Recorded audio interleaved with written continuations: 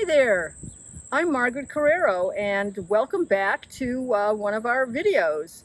Today it is the second week of August and I'm standing in my front yard next to one of my favorite plants of all time, swamp milkweed.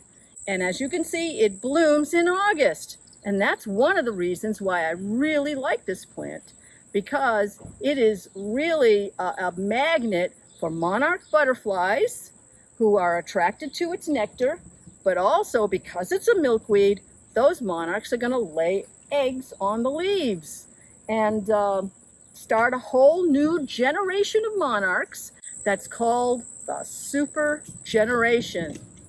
And what makes them so super?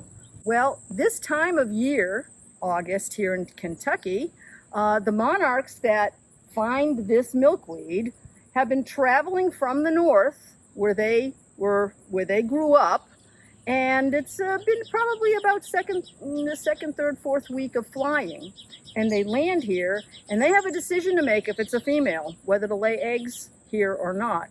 And when they do, those little caterpillar eggs, which are on usually the underside of leaves, if you're looking for them, they're white, will hatch. Of course, what comes out of them is a tiny little monarch caterpillar, and it will munch on the leaves. So be prepared for some destruction here as the monarch caterpillars eat the leaves.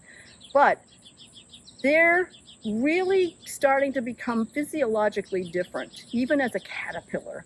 They're really trying to put on a lot more fat reserves, and those caterpillars, which will become a chrysalis, and emerge out of it, will be the monarch butterfly.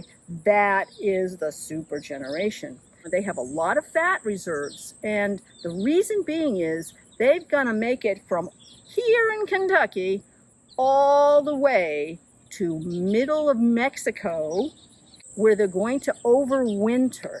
So it's important for them, as you can tell, then to put on a lot of fat, because they're going to fly as much as 50 miles a day south, okay, looking for nectar all the way for their energy to fly, and also to maintain some fat reserves if possible. And they can be flying, you can find them, a couple thousand feet up, and they will ride the winds to save some energy as they go further south. Once these monarchs make it, and of course not all of them do make it, but once they make it to Mexico, into these forests, these specialized forests, they hang out in the trees and just hang in there during the cold winters, both males and females.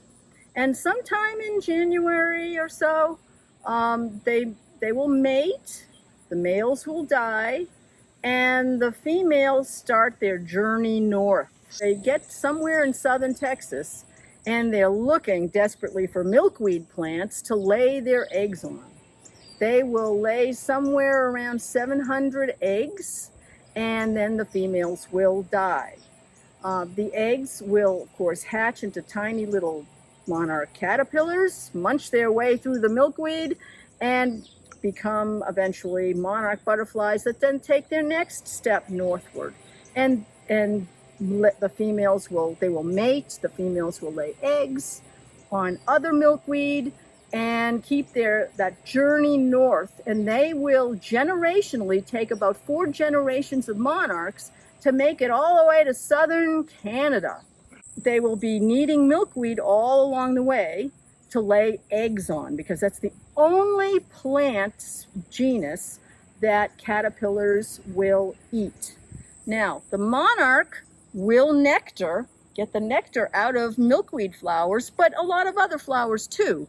In order to reproduce, this species of butterfly desperately needs milkweed, or its populations will just crash, which is what has been happening. Now, back up in Canada now, in the northern United States, there's the northernmost range of the monarch butterfly, and sometime around mid to late summer they start traveling south in generations, and in a couple of generations they'll make it to Kentucky, and they're going to be looking not just for nectar, not just for any old flowers, but for milkweed plants to lay eggs again, and those eggs most likely will become, when they become the butterfly, will become that super generation that lives as long as 10 months, because of course they're overwintering in Mexico during that time, and are more or less very dormanty. So they live longer, and they are stronger, and put on fat reserves, and are very physiologically different. And that's why I really love swamp milkweed, and recommend it if you've got a sunny spot in your garden that you can water reasonably well, but as long as it's not a super drought, it'll live. You don't need a swamp to grow it. And it is a great one because it blooms at this time of year that will attract the monarch butterfly to it for nectar, and then it realizes, lo and behold, I can lay my eggs here too. So in essence, that's the life cycle of the monarch, and its need for several species of milkweed plants to complete its life cycle is the reason why it's in free fall as far as declining populations over the last 25 years. And that's because we don't have enough milkweed in our landscapes anymore.